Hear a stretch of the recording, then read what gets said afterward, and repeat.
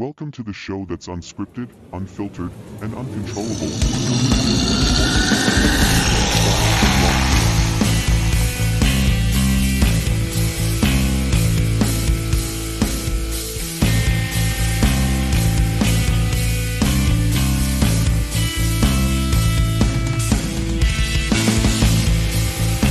Alright, good evening, ladies and gentlemen. Welcome back to Destroying Kayfabe, your number one source in all wrestling related news. I am CM Styles, and along with me as always is my wingman, Mr. Chaos himself. How are you?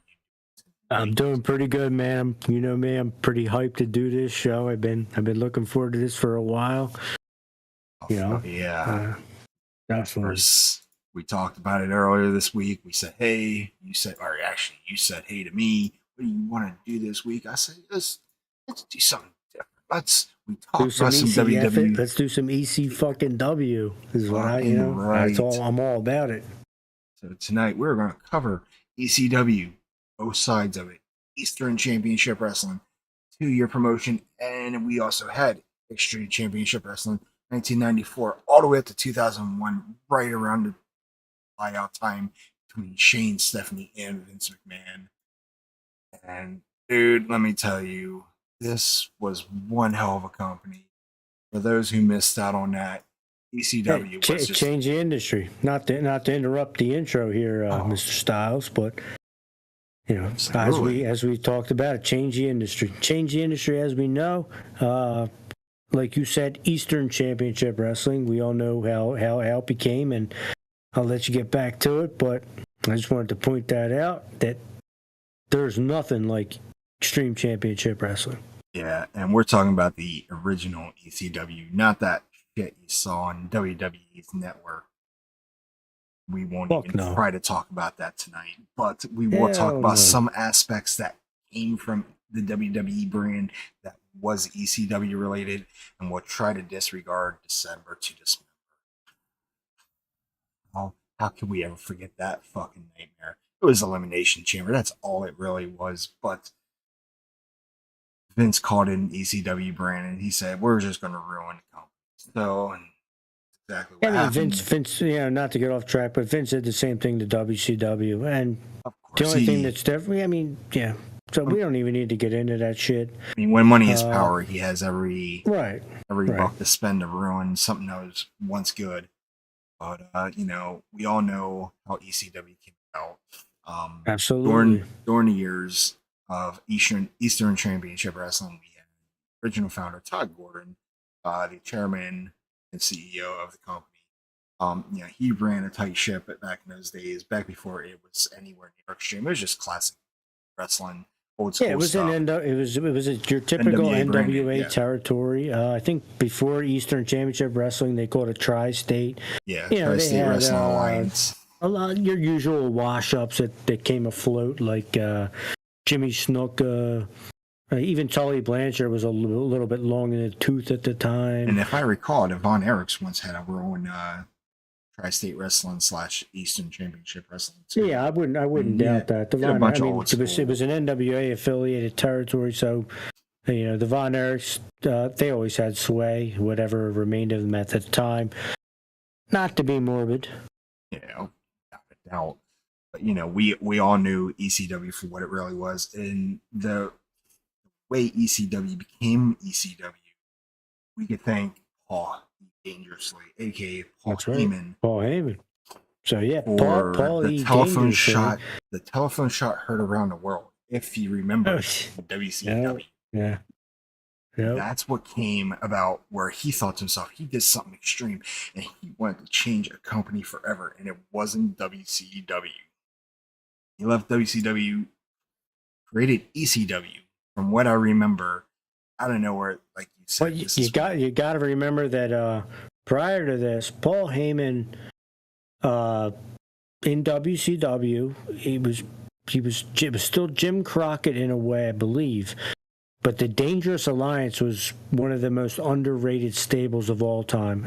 You're talking 2 great War Games matches for WCW. one of the most underrated stables, one of the first stables that was actually a little bit larger than your average 4-guy, 3-guy type of deal. It introduced us to stunning Steve Austin. Zbyszko was in there, Arn was in there, Rick Rude, Missy Medusa. So you said Missy Hyatt. Bobby Eaton. So you basically had old school all stars before they were old school. Mm-hmm. This is during our time. Those War Games matches are not to be forgotten. Those are Uncle Dave, for example. He gave at least one of those Dangerous Alliance War Games matches versus the Horsemen, I believe, or might have not been the Horsemen, but Sting and a Collective. That's a 5-star match. Oh, absolutely, so, and War Games, and those are always fun to watch. 2 rings, a giant steel cage wrapped around it, and it just breaks loose. I mean, the tradition of War Games still carries on today in multiple promotions, both televised and independent. And you could thank all this for happening on some of the greatest platforms of all time. And of course, like you said, you had the Dangerous Alliance. And of course, the biggest name of them all, aside from Paul Heyman, was Steve Austin. And you mentioned it. I mean, and not to interrupt, but Rick Rude at that time, he was very big. He was WWF's top heel. He was coming off of a SummerSlam 90 main event with the Ultimate Warrior, which he lost. That's right. So, yeah, I think he had another injury. He recovers. He goes to WCW, and Turner at that time. Turner was running the show, and they wanted to build around some sort of heel. So they built around Rick Rude. And that's what became of the alliance at the time. And they wanted somebody to come in to be a mouthpiece. And we all know who but better to be a mouthpiece than Paul Heyman at that time, Paulie Dangerously. Big-ass cell phone in hand, of course. Fucking brick cell phone. You can't get wrong with that. And like I said, that to me was the innovative point of how ECW came. Right. Extreme Championship from Eastern Championship, and so when you get the Eastern Championship, and it kind of starts this way, is that the Dangerous Alliance is still going. They do Fall Brawl. They do it again, I think in '92. And Heyman is always he's rubbing people the wrong way. He's doing that forever. So he gets fired from WCW, and I think he links up at that time for a brief period with SMW, and that doesn't really work out. So Todd Gordon gets a hold of him, and he's down in Eastern Championship Wrestling, and that's an NWO affiliate territory. I think at the time the NWA is ran by a guy named Dennis Corlazio, and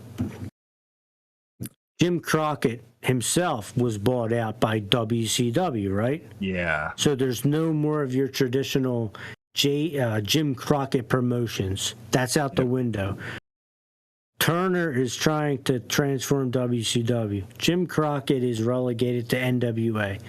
So Jim Crockett gets with Todd Gordon and Paul Heyman, and they know that there is a world title tournament, an NWA world title tournament happening in Eastern Championship Wrestling based out of Philadelphia. So, centering back to the point here is that they're trying to convince Shane Douglas, who is on odds with the NWA at the time, to throw down the title. The most infamous title. The title with more prestige of any title at that time in wrestling history. And he did it so fluently, with so much ease, and in the end, everyone could all just kiss. Right. I think the quote that Shane Douglas said was that he thought about his dad who had passed away, and he said, you know, Dad, people that treat me the way I want to be treated, treat them that way forever. And he felt like, I think he was in like, before that in WCW, he was with the Dynamic Dudes with Ricky Steamboat. And he obviously, he didn't feel that he was treated that way.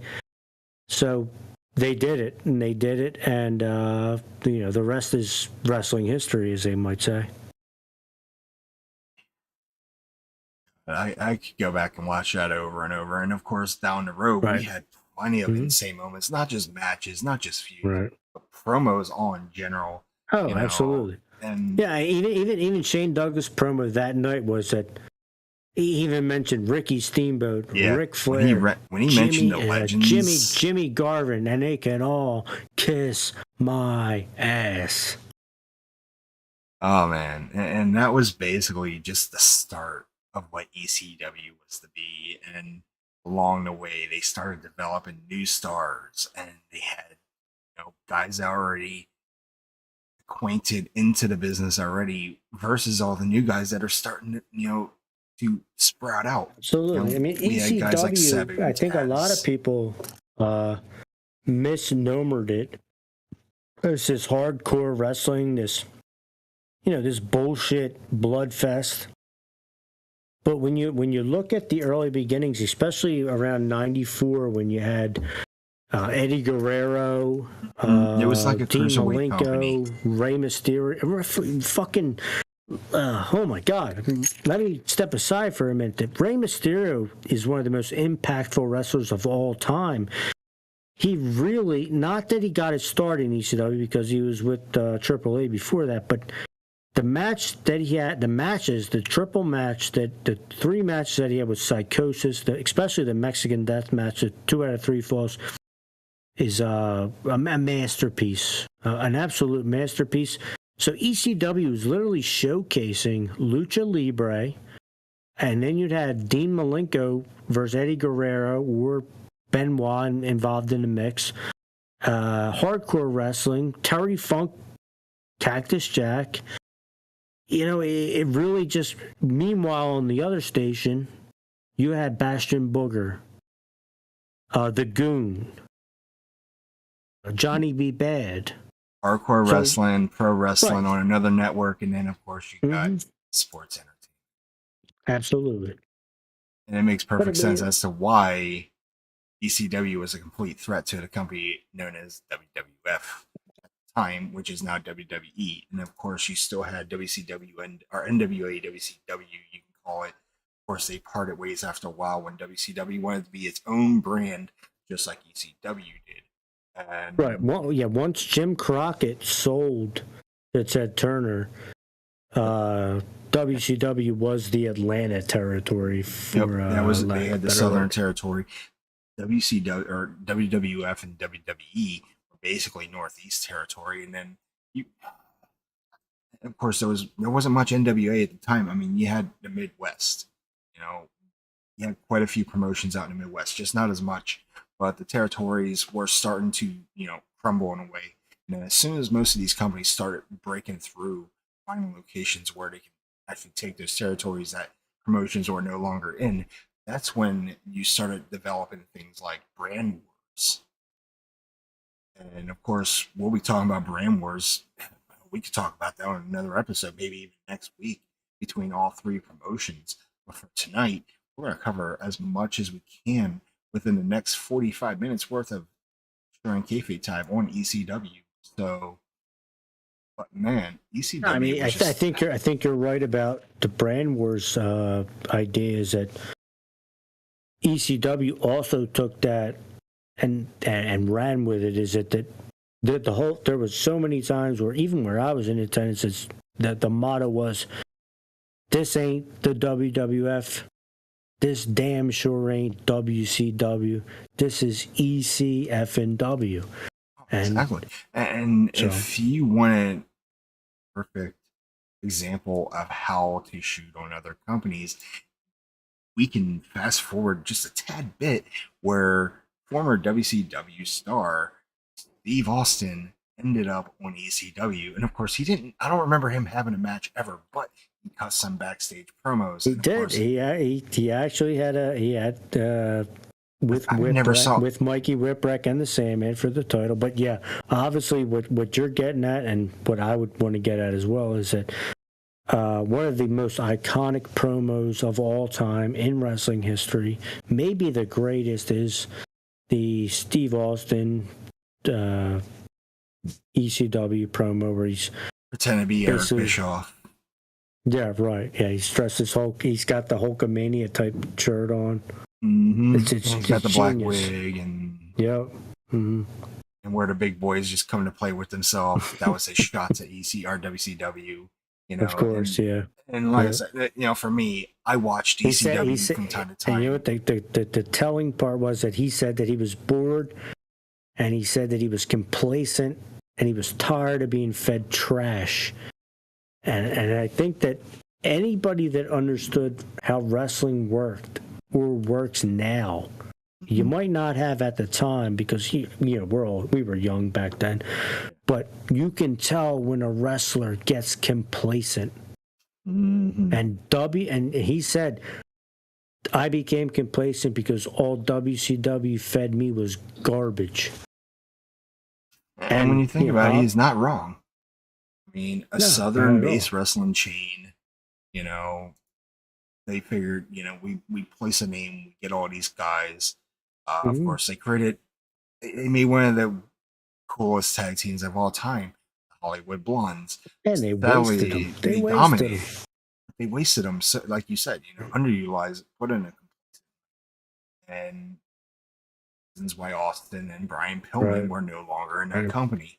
And of course, I don't know if I should segue off of that, get into Brian Pillman's ECW debut, but holy shit. I am giving you that mic right there. This is Chaos Live moment. Go do it, dude. There is nothing. That was the greatest debut. Perhaps it might not have made the most shockwaves nationally, but at that time it was, believe it was late '96, and there were your typical dirt sheets. You had your news boards, your Prodigy, AOL, IRC, and the Marks. Marks can never forget him saying that. The Marks knew Brian Pillman was coming. But the lights went out, as they always did in typical ECW fashion. And when the lights went out at the ECW arena, you knew something was coming. So he's out there and he's got his cane pointing to the sky, and everybody is going absolutely wild. And he lets everybody know that he got fired from Eric Bischoff, aka Jerk Off, and it's just he went off the rails. Not a question. He went off the rails. Yeah. So Todd Gordon, who's a figurehead commissioner at the time, like we briefly touched on earlier at the point, he comes out there first while Pillman's about to whip his dick out, and he goes, "That's not part of the deal, brother." And it was a madhouse. So then Heyman's out there, Douglas is out there. And one of the greatest lines, or many great lines of Pillman's debut was he invented the phrase, and it's still used to this day, is not just marks, but he said smart marks. Yes. All you smart marks. Yep. So, I remember I used that term in an interview with an Indies guy, and he said he hates that term with a passion. Yeah, it's the truth. There's a mark, and then there's a smart. Yep. And you know, we deal with them on mainly a daily basis. You know, it's pretty standard. And there's a lot of practice. Yeah, I believe it. Two puns in one show. So the funny line was that he said was, a mark is a guy, and this is relevant to the time because we're only talking about maybe 6-7 months after the fact culturally. He goes, a mark is a guy that believes that OJ didn't do it. I've never seen or heard a Pillman promo as extreme as that. And yeah, I'm telling you. the fact that we had to get security in the ring. Now the question is, Oh, how much yeah. of that was a work and how much of that was a shoot? And Because that's the great, and that's the. no one will ever You're know. exactly right. That is the greatest part about it because nobody knows, and nobody will ever know. And I think a lot of it was worked, and I think a lot of it wasn't.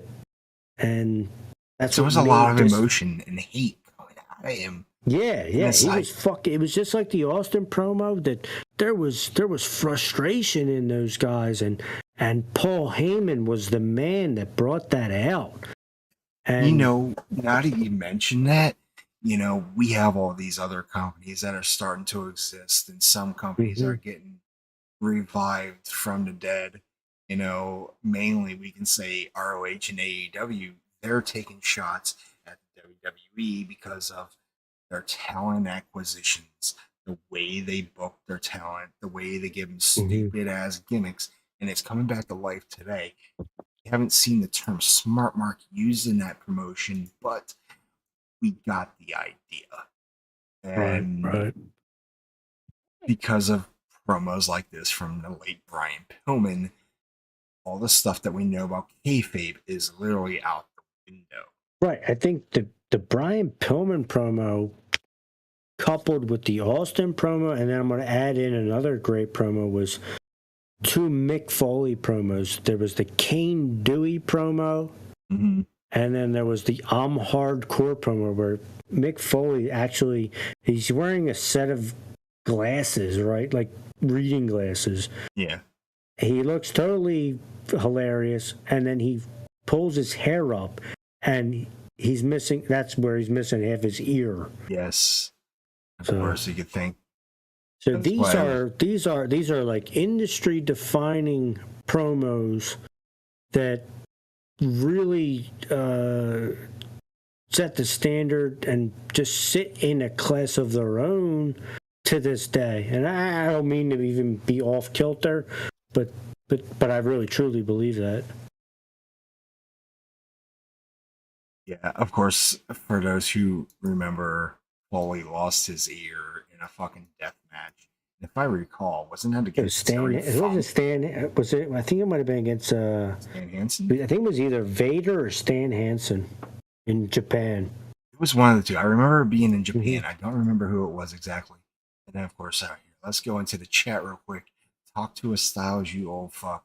Don't make me go ECW on your ass, DJ. But welcome in. Speaking of ECW, you should hear the Broken Skull sessions with Bubba Ray, aka Ray. This is pre-recorded, and I bet you are now streaming like live. My ass, this guy right here. Let me tell you.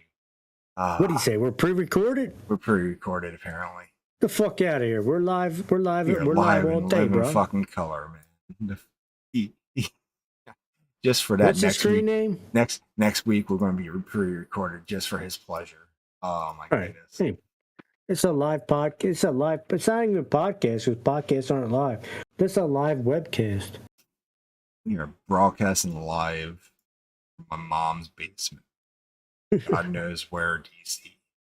All right, so tell him to come up with an ECW question or trivia question. I bet he'll ask us an ECW question, the real ECW. Don't ask us Vince McMahon. Yeah, don't ask me about Sheamus or fucking CM Punk's ECW debut. Don't get me wrong, I'm a CM Punk fan, but my God, that was an ECW. When they got rid of the brick wall in that company, that's when I don't even ECW. Jesus God. Even when it was ECW through that venue or that standard, it was just dog shit and dirt. It was awful. It was absolutely. Well, Vince wanted to do that, and it was obvious. All right, so I love you too, brother. All right, so of course, over the years of ECW, before it started getting shifted from network, its heyday, had some top tier talents. We had guys like RVD, Taz, Sabu, the Dudleys. Of course, we just talked about Steve Austin and Brian Pillman being there. Like you said, Austin had a match or worked some matches. I didn't get to see all the ECW matches back in the day.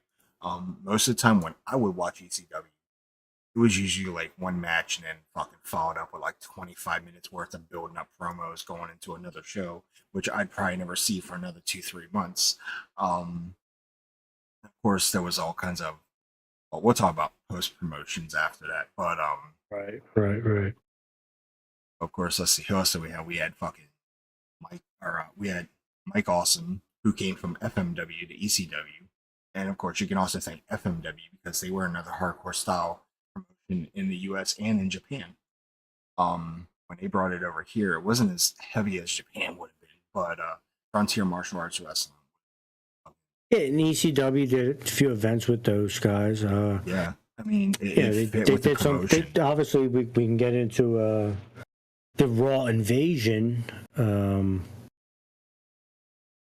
Sabu jumping off the Raw sign, which is everybody remembers that.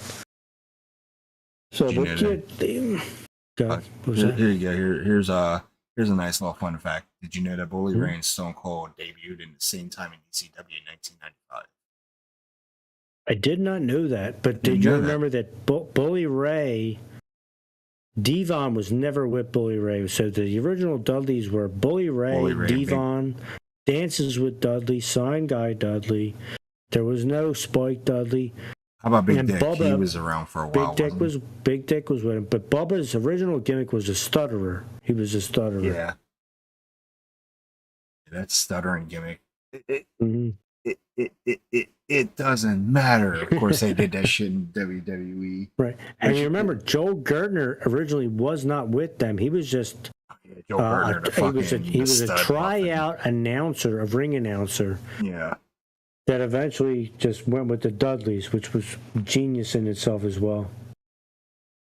Or let's see, like I said, we had Taz, RVD, Dudleys, we had New Jack, Angel, the original Gangsters. We had the BWO with Stevie Ray. Oh yeah, Stevie and can't forget Hollywood Nova. Yeah, as far as we know him as Simon Dean. Poor guy. There was another guy, but we won't mention his. I mean, some of the greatest ECW feuds were just at that time. You have to think about like just the culture, the music. You know, there was grunge. Yeah, there was a lot of grunge. At one time, didn't ECW used to get promoted with not just the ECW was using actual real music. Yeah, Sandman was coming down to Enter Sandman.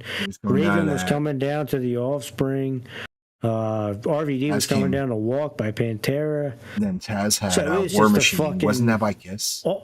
Yeah, he used Kiss for his theme. Oh, Taz did, yeah. They actually later on altered it to avoid getting an opening to the Beastie Boys by No Sleep Till Brooklyn, and then it went into the War Machine by Kiss. That was like double the fucking copyright infringement. Yeah, those infringements, man, they were no joke. And of course, you know, I believe the ECW even used Nirvana as a promotional tool. Right. I mean, even the entrance theme that was doctored up, it was mostly partially a White Zombie song. So, you know, ECW just did not. It was on channel 47 here where I lived. I think it was called Sports Channel. Sports Channel, yeah. It was a public access channel that it was on at like 12 o'clock at night. I remember watching ECW at midnight, and then at 1 o'clock USWA came on. Yep. So nobody ever thought about anything like that at the time. And it's crazy how that all worked out, because when it was Eastern Championship Wrestling, you watch that shit in the morning and you would see it, you know, bright as day. Of course, they had some weird whack ass characters. I remember there was this one guy. Yeah. Always like, I'll never forget it, because the guy brought popcorn to the ring. He was wearing like a varsity type jacket, wearing a goofy hat, and he would sit in the corner and he wouldn't do nothing. He was not progressive at all. That was basically a shitty gimmick. But the fact was, that's how the original ECW ran, aside from the fact that they had some good wrestlers. But you know, what can you expect from promotions at the time? There was no creativity like that. Once Heyman got on board with this whole thing, created something completely ruthless, and the payoff in the end was very satisfying. You know, we got two versions of the Sandman. We had some surfer Sandman on a fucking wetsuit carrying a surfboard, which was the fucking Right. goofiest We thing I ever haven't saw. even touched base on Tommy Dreamer. Yeah, Tommy Dreamer, the Everything young that he blood did going for to ECW. the pretty boy of the company at the time. Even Bam Bam Bigelow's time. I mean, I could There's a go on whole forever about we could put Extreme hours Championship of time Wrestling. into it, but we're not going to do that tonight. We're going to continue the story down the road as well. Right. Yeah. Like, you know, I always, we kind of talked about it. We're just bullshitting about ECW tonight because and you can ECW, bullshit about ECW. No, you can't until it at least got the TNN. And then you can say it was That's just a whole bullshit. different story. Whole different Once story. it ended up on TNN, it got a different time slot. Like it had ratings when it was just on a regular network, when it was a sports channel, when it got recognized. The fan base was pretty intense. Like fan base was hardcore. It was all about fuck WWE. We didn't even talk about Bill Alfonso tonight. We're 50 minutes into the show. I know, fucking. I'm just kidding. I just saw him in one of the WWE videos a while back, like one of the vignettes. I forget who they were putting over, but God, he's looking rough nowadays. I mean, I know he's older. He looked rough 30 years ago, dude. Yeah, dude, like coming out of a 12 stint. Fuck. But yeah, looked like he crawled off Kensington Avenue. Right out there hanging out with Cactus Jack. But yeah. And not our Mick Foley, not Mrs. Foley. Right, we didn't. Boy. Yeah, and again, we didn't even touch on the mass transit incident with New Jack. Right, or even there's one incident that no one ever talks about because obviously there's two big names involved. But when Mick Foley and Cactus Jack when Terry Funk and Mick Foley got in the ring together in ECW, and Mick Foley had a barbed wire baseball bat that was on fire, and he had a towel. He had a fucking towel. He lit the towel on fire and the bat, and he went at Terry Funk. Terry threw the bat into the crowd, right? Oh yeah, I forgot about that. Yeah, and it hit a fan. Oh, they didn't fucking wind up with a class action lawsuit. They did. There was a trial. So that is, that's something that, certain people know, certain people don't know. That's God. Like I said, I didn't watch a whole lot of ECW, but I remember some moments back at the mass transit where fucking New Jack killed a fucking ring. Oh yeah, that kid shouldn't have had no business in the ring. Fucking dude was just like, I can take it. And he was taking it. Just, that was ridiculous. His dad screaming out. The fucking guy was only 17 years old. And that's on Paul Heyman, obviously, for not filtering that or checking his ID. A lot of people said he used a fake ID. Ultimately, New Jack got off. I mean, you know what was funny is that he got off because they determined that he was still in character under his profession. So this fucking guy nearly died. But the court ruling was that New Jack was still in character under his profession. That's a damn shame. He was protective with that one. That was 100% protection of New Jack, all because of that statement right there. That's some Johnny Cochran lawsuit. Yeah, right absolutely. And again, we could probably go into a whole episode about New Jack himself, but of course. We lost him last year during this whole pandemic. Sure.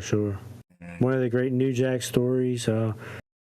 Obviously, when he took that leap of faith, I think it was against Spike Dudley, but that was insane. Aside from being a hardcore wrestler, when it came to standard wrestling, he wasn't all that bad.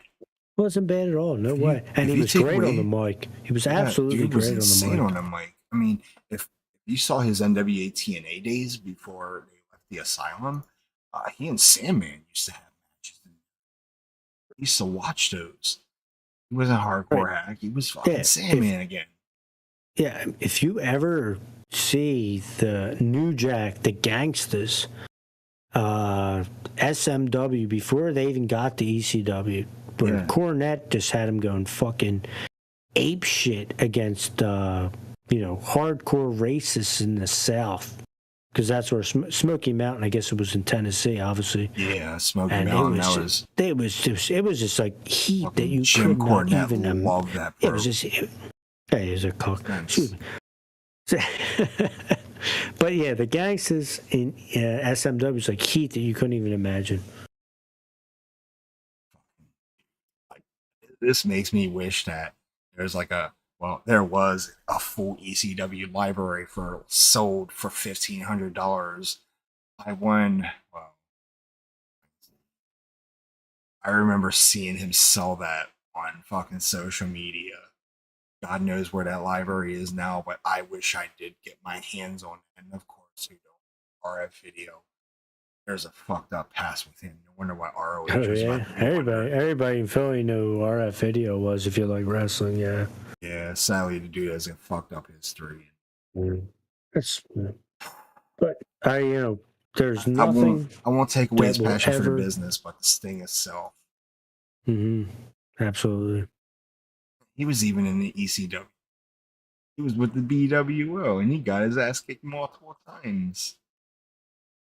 I remember Paul Heyman was going to kick his ass in the ring in a promo. You're talking about the RF video, dude? Yeah. You didn't see that promo? It was on I actually saw it on YouTube a while back. I'll have to look it up again for it. Yeah, he was in ECW in the ring with the BWO one time. He used to back those guys up. He didn't do a whole lot, but he was basically a cheerleader for the BWO. Yeah. Oh, I know you're talking about now. Yeah. Yeah. Fucking dude. The RF and RF video. Yep. Yeah. Yeah. Man, let me tell you, fucking ECW was one of the greatest promotions of all time. The fan base was hardcore. If you call it hardcore today, fucking WWE fans will call them the most toxic fan base of all time. Everyone liked their own promotion. If you wanted people to like your promotion, give them the content they deserve. If not, then guess what? You're going to get shit on by everyone.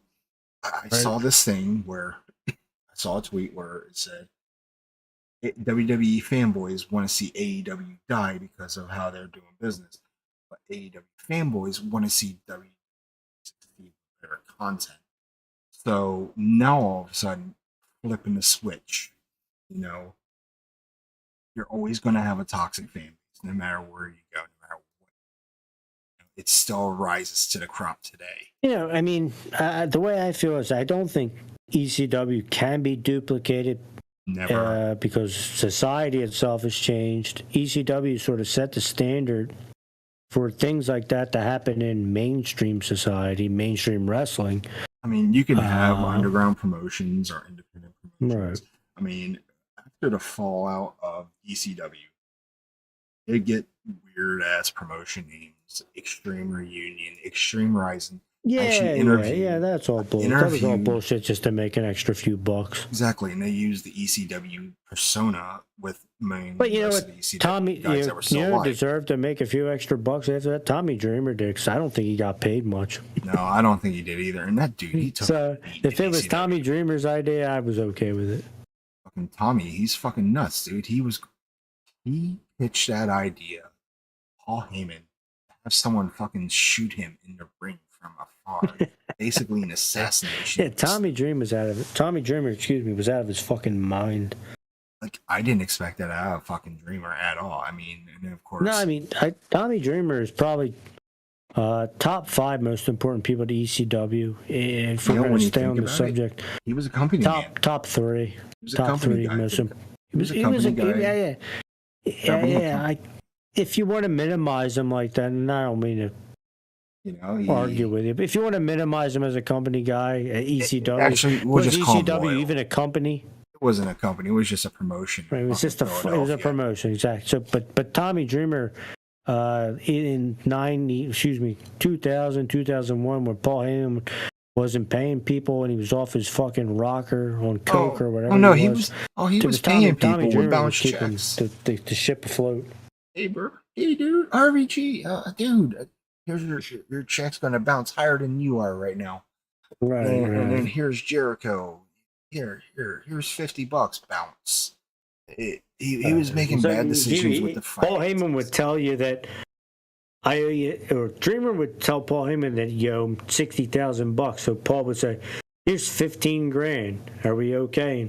And it's like, well, no, not really. He's lucky he didn't get his ass kicked for all the shit he did for that company with, spending the money unwisely. He was basically gambling the money away in hopes that he'd make even more so he could pay his talent. And that's not how it worked. Buy rates was the most important thing. That's kind of where we get back to the point is that, the whole concept of ECW and Paul Heyman in general was just, it was more than just money. It was more than just buy rates. It was to change the industry, and I hate to be a cornball on this, but that did happen. Okay, that happened. Certainly did. And down the road, we ended up seeing ECW stars arriving other promotions. It was like opening a fucking multiverse with ECW talent roaming. The only thing that sucked was that put him in a WWF. The WWF is going to succeed, but ECW always got the upper hand.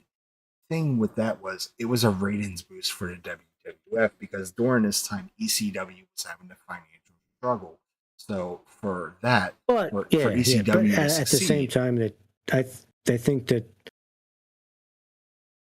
Vince knew, and I think Paul Heyman knew that it was better for WWF to have those ratings than WCW. Paul really disliked WCW for a lot of obvious reasons. He was fired from there on several occasions. And, when you do the backstory on Paul Heyman before he got to where he was basically interviewing people backstage. He was basically like a wrestling journalist at the time.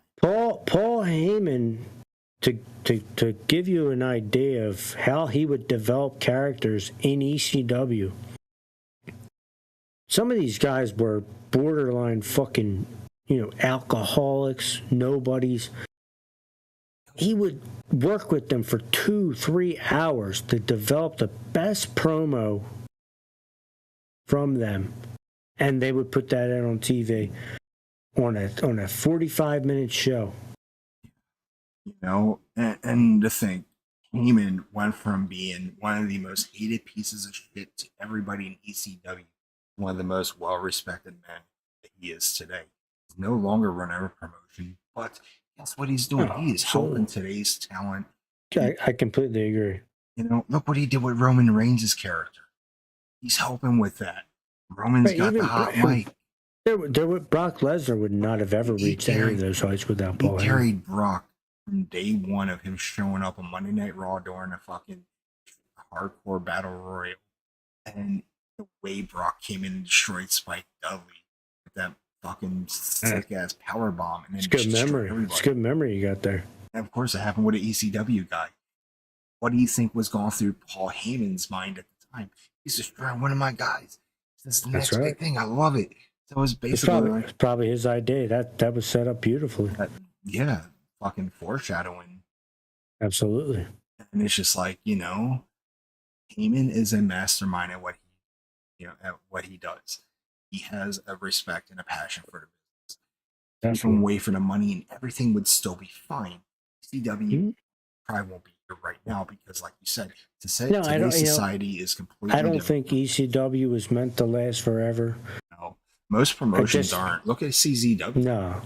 There was another company. Yeah, Remember, they did this after ECW's fallout. They were called 3PW. Propane. I remember them. Yep. I have a DVD of theirs over here, and one of the matches has Sean Waltman. I think he was. I forget which gimmick or which name he used. It wasn't 1, 2, 3 Kids either. Probably the Kid. Probably it could have been. Yeah, he used to go by the Kid sometimes. But yeah, they I gotta find that. I kind of want to watch that DVD now. But it was an ECW event. Mm-hmm. Of course, it happened in the old ECW arena, except you're not going to get all the ECW look, but get the ECW feel. Yeah, I mean, I'll even tell you that even in 99, 2000, when ECW was these from a perspective standpoint, look stable. John Zandig was out at Swanson and Rittner while we were waiting in line to go into the arena, passing out pamphlets for CZW shows in Jersey. Hey, I'm glad you mentioned that whole passing out pamphlets. Remember when I went to SmackDown back in February? Mm-hmm. As soon as that event was done, you go outside and you got all these fucking promoters out there handing out pamphlets to a fucking indie show at like the fucking Zenbo Shrine in fucking Harrisburg. Like, I just came to one event. I don't need to see a second one just yet. I'm still revving up from this. Over at the fucking local gym. Fucking mom and pop shop over here. Yo, it's like that fucking one promotion that fucking did wrestling inside a fucking bar, and there was like nowhere for people to sit and stand. That's hilarious. Like, you're basically right there at the fucking ring apron. I'm like, yeah. I like being close to fans. If I was in the industry and I was in the ring, right. I wouldn't want the fucked up part is the last time I was at the ECW arena was Kurt Angle's TNA debut. Oh my! It was, yeah, and we sat in the front row because nobody else would sit there, and it wasn't a bad show, but yeah. Let's see. So we're going to touch base more on not just the talent but the feuds, because I want to talk more about this. Matter of fact, we can do that. Well, let's see. Next week we're going to do Saturday night's main event. But tonight, before we wrap it up, we'll talk about how it ended up on TNN, and then we'll talk about the slow decline. Actually, it wasn't even a slow decline. It was a quick death for ECW. Right, and and I could run through the feuds, like the back of my hand, and I got no problem doing that. This is why I like doing this one, because I know your love and passion and your knowledge versus what I know. Because you were literally almost at all the fucking events that you could be at. Yeah, I was here. I lived through it. There's one thing I enjoyed tonight.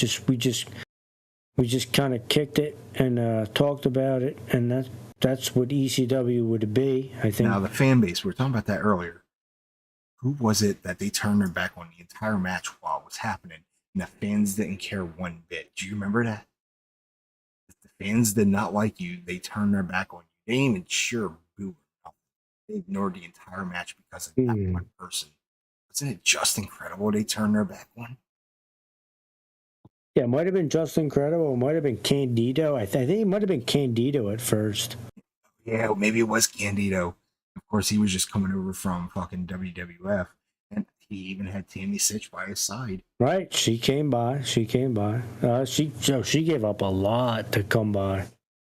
And I think it's a bit mean. Yeah, obviously she did her thing with a few of them WWF dudes, but it's always sunny where she's from. She was big time at the time.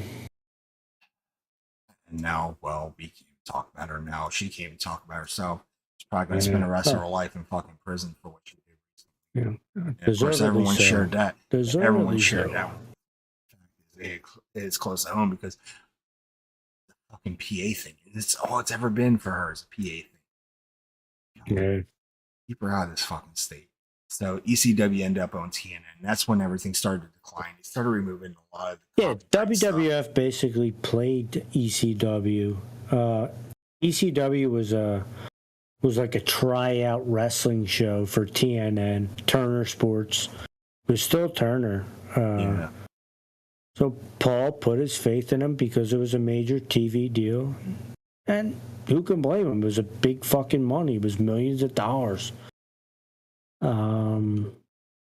It didn't work out. It was obviously just a play to WWF eventually, or WWE. I don't know what it was at the time. I think it was 2003 or 4. But yeah, Raw went over there after they tried out ECW. Yeah, that's a sad time in ECW history, I would say, because it almost felt like they were so close, and I think that's what burned out Paul Heyman. I think that's what kind of like got him to realize that I don't have this kind of money to make this thing last. Yeah. And on top of that, if you remember when they hit TNN, a lot of the censorship started to come into play. That's yeah. like they started believing everything. It was never ECW. No, it was far from it. I mean, Right. The video game wasn't that bad, though. Anarchy Rule. If I want to say it's not that bad, I mean, I played a whole lot better games. Probably pretty fucking bad. You know, it was based off of the Attitude Engine. The worst part is that ECW had two games, Hardcore Revolution and Anarchy. I have both on both the PS2 one and I don't remember. I just figured you remember them. I have them both on the Dreamcast as well. Yes, games made it to the Dreamcast. How it did that, I do not know. Why Sega will want to invest in that? The game was bombastic, and I'm just like, at the time we're a bunch of fucking wrestling fans. We wanted to play every different wrestling game to see which one would be better. In the end, THQ grabbed a license to WWF, and the claim was stuck with ECW. And they were like, "Well, we can use the engine that we used for Warzone and Attitude and throw it." Right. And really, the engine that engine wasn't that bad. It wasn't that bad, but the thing that was the problem was the controls. It was everything was stiff about the game. I wouldn't mind actually streaming that down the road here because I don't do it my life anymore. So I could make an ECW stream. It only lasts like maybe 10 minutes. One thing that I want to there are two things actually. There are two so unique events that happened in the late 90s, early 2000s. Is the first one is that Rick Rude, he first appeared in ECW, then he was with DX, then he showed up on Nitro. So yeah, that's all one. That's all one. But then three different events. The greater thing was that Eric Bischoff nearly convinced Mike Awesome, who was the ECW World Champion at the time, to show up on live WCW television with the title. That would have been insane. And that would have been insane. Yeah, at that time, that would have blew the fucking roof off of everything. Mike fucking Awesome was great. Yeah, the last person that did that was Medusa. No disrespect to women's wrestlers, but at that time, that would have been monstrous. So that didn't happen, but they weren't going to have an ECW wrestler beat him, right? So they had Taz with the extra Z, who was signed to WWF at the time. That's right. They had their match. Beat Mike Awesome, and it was nuts. It was a total chaotic scene. Taz from the WWF beats Mike Awesome, technically signed to WCW, for the ECW World title. And Awesome just tails his way out of the crowd, doesn't go through the locker room, and then Taz eventually, he goes back to WWF. But that was like the ultimate sign of the times for the wrestling industry, Yeah, and it was sad to see all that happen. Honestly, but it all goes to power, money, financial distribution, and of course, we started to see a change in society. We started to get a whole new fan base as well. But all this stuff that we talked about tonight couldn't have happened if it wasn't for.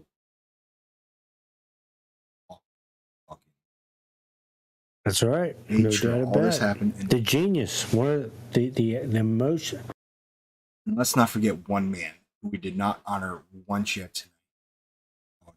Every match solo. Oh, you goddamn right. You goddamn right. Joey fucking Styles. Joey Styles. You're goddamn right. Never leave this man out.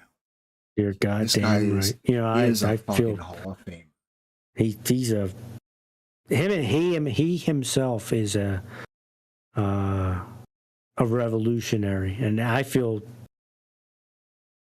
I should have mentioned him, but You know what? I'm glad you did. I am absolutely glad you did, and it's a great way to end the show because Joey didn't ever change wrestling. Joey is still that guy. Nobody's ever done what Joey Styles has done as far as calling a match by himself in that manner. And he called it move for move. He didn't have time to talk about storyline development. There was no such thing.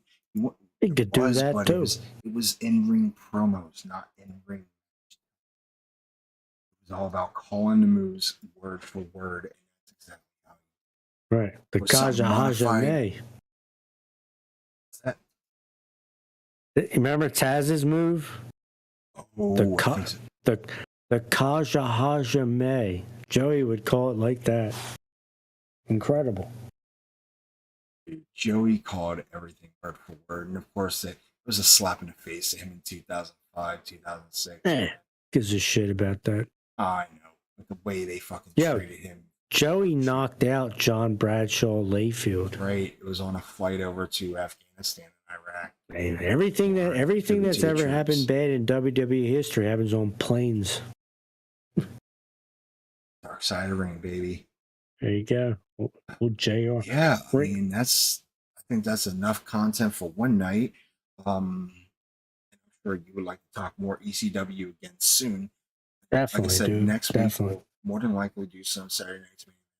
Change it up. We'll go back into ECW next week instead, and we can talk about Saturday Night's Main event the following week because next Saturday, folks, I am going to be at Saturday Night's Main event. All right. Arena. I'm looking forward to it. All time is at 7:30. The doors open at 7:30. That's an 8 o'clock show. Not sure if it's going to be either televised or on a.